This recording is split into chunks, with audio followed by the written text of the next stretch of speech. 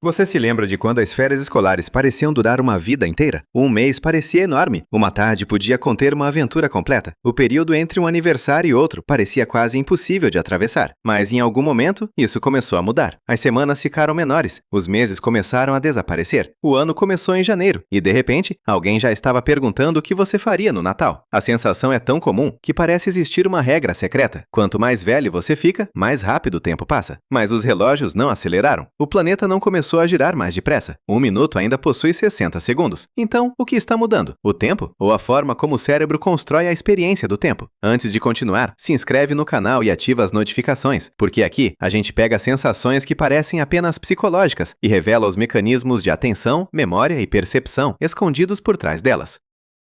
A primeira coisa que precisamos entender é que o cérebro não possui um único relógio central marcando o tempo como o relógio do celular. Existem diferentes sistemas envolvidos. Um ajuda você a estimar segundos, outro organiza a ordem dos acontecimentos, outro reconstrói quanto tempo parece ter passado quando você olha para trás. Isso cria uma diferença fundamental. Existe o tempo que sentimos enquanto algo está acontecendo, e existe o tempo que reconstruímos depois que aquilo terminou. Esses dois tempos podem contar histórias completamente diferentes. Imagine uma espera entediante de 20 minutos. Enquanto você está esperando, cada minuto parece demorar. Você olha para o relógio. Passaram apenas 3 minutos. Olha novamente. Mais 2. Naquele momento, o tempo parece lento, porque sua atenção está voltada para ele. Mas semanas depois, essa espera provavelmente quase desapareceu da sua memória. Ela não deixou muitos acontecimentos importantes, mudanças ou imagens marcantes. Por isso, quando você olha para trás, aquele período parece pequeno. Agora imagine uma viagem cheia de lugares novos. Enquanto você está se divertindo, as horas podem passar rapidamente. Você não fica pensando no relógio, mas depois, a viagem parece longa e rica, porque deixou muitas lembranças diferentes. Isso revela um paradoxo. Uma experiência pode parecer curta enquanto acontece e longa na memória. Outra pode parecer longa enquanto acontece e curta quando lembrada.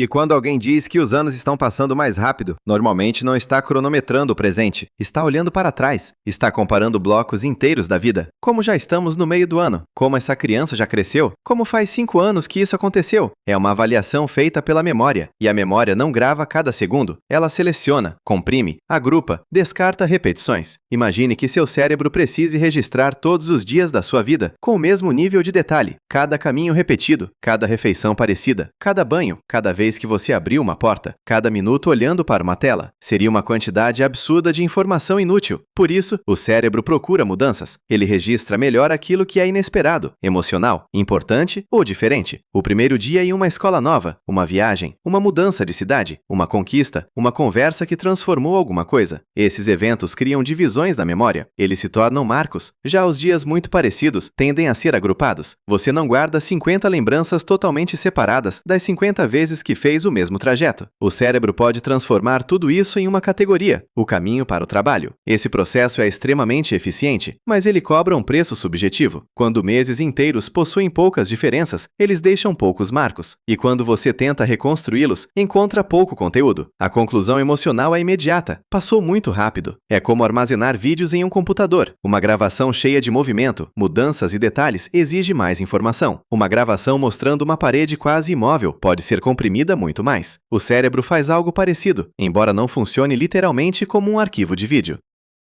Uma infância cheia de primeiras vezes gera um conjunto denso de informações. Primeiro dia de aula, primeira amizade importante, primeira viagem lembrada, primeira vez andando sozinho pelo bairro, primeiro computador, primeira apresentação, primeiro medo vencido, primeira grande decepção. Para uma criança, o mundo ainda não foi classificado. Quase tudo exige atenção. Uma rua não é apenas uma rua, é um lugar a ser descoberto. Uma pessoa não é apenas mais uma pessoa, é um novo universo social. Um objeto comum pode gerar perguntas durante horas. O cérebro infantil está constantemente formando categorias e aprendendo regras. Na vida adulta, muitas dessas coisas já são conhecidas. O cérebro não precisa reconstruir o mundo todas as manhãs. Ele reconhece padrões, prevê o que vai acontecer, automatiza comportamentos. Isso economiza esforço, mas também faz os dias deixarem menos marcas distintas. A rotina é eficiente para viver, mas pode ser péssima para lembrar.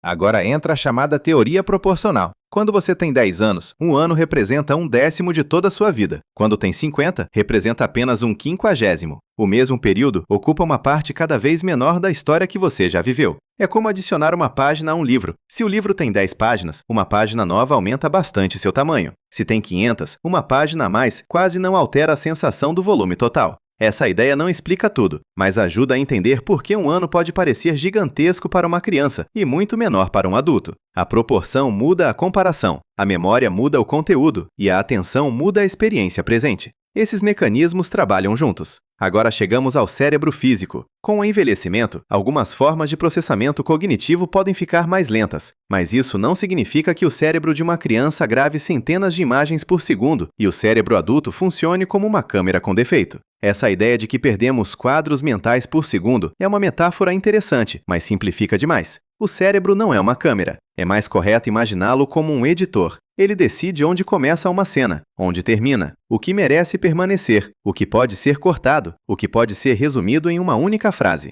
Na infância, o filme possui muitas cenas novas. Na vida adulta, vários dias podem virar uma montagem rápida. Acordou, trabalhou, voltou, olhou o celular, dormiu, repetiu. Quando existem poucas mudanças, o editor não encontra motivos para criar capítulos diferentes. Então, uma semana pode ser armazenada quase como um único bloco.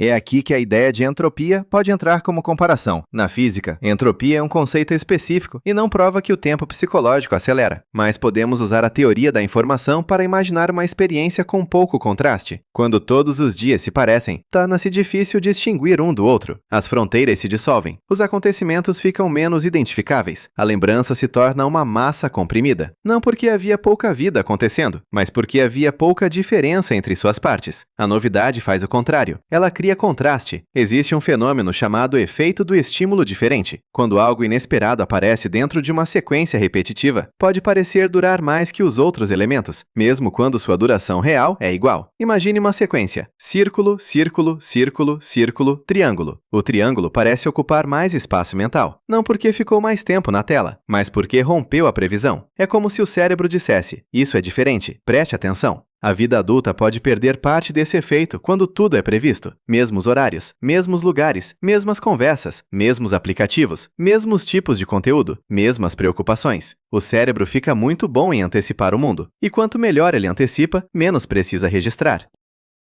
Agora pense no ambiente digital. Você recebe centenas de estímulos, vídeos curtos, notificações, mensagens, notícias, imagens, mudanças rápidas de assunto. Parece existir muita novidade, mas existe uma diferença entre novidade superficial e experiência memorável. Trocar de vídeo a cada poucos segundos pode produzir estimulação constante, mas não necessariamente cria acontecimentos fortes na memória. Você pode passar 2 horas vendo dezenas de conteúdos e, no final, lembrar de quase nenhum. Muita informação entrou, pouca história permaneceu. O dia fica cheio, mas quando você olha para trás, parece vazio. É como percorrer rapidamente centenas de fotografias sem parar o suficiente para transformar nenhuma delas em experiência.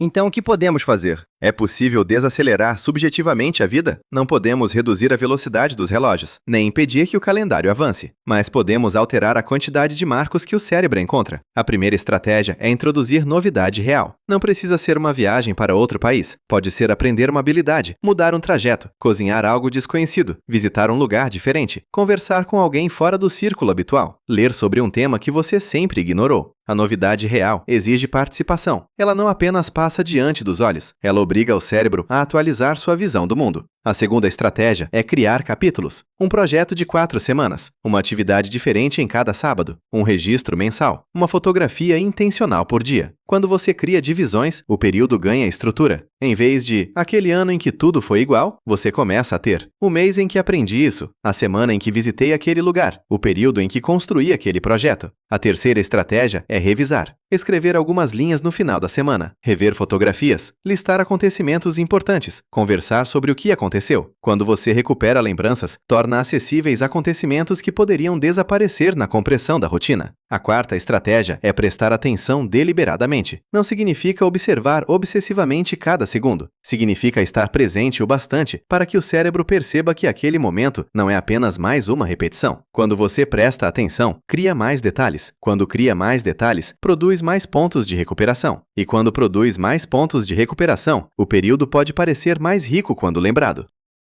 E aqui está a parte desconfortável. Talvez a vida não esteja ficando objetivamente mais rápida. Talvez estejamos ficando eficientes demais em ignorá-la. O cérebro aprende a atravessar ambientes conhecidos quase no piloto automático. Isso é necessário. Você não conseguiria funcionar se precisasse reaprender a usar uma porta todos os dias. Mas o mesmo sistema que economiza energia pode transformar meses em borrões. A solução não é viver em caos permanente, nem abandonar rotina, trabalho ou responsabilidades. A solução é criar contraste dentro da estabilidade. Momentos que dividem o tempo, experiências que exigem atenção, projetos que produzem começo, meio e fim, porque a duração sentida de uma vida pode depender menos do número de horas acumuladas e mais da quantidade de experiências que o cérebro consegue diferenciar. Você não controla a velocidade do calendário, mas influencia a resolução da memória. No fim, talvez a pergunta mais curiosa não seja por que os anos passam mais rápido quando envelhecemos. A pergunta é: quantos dos nossos dias estão realmente sendo vividos como acontecimentos diferentes e quantos estão sendo comprimidos pelo cérebro em uma única lembrança chamada rotina? Se esse vídeo te fez pensar, se inscreve no canal, ativa as notificações e comenta aqui embaixo. Qual foi o último período da sua vida que pareceu realmente longo, cheio e inesquecível?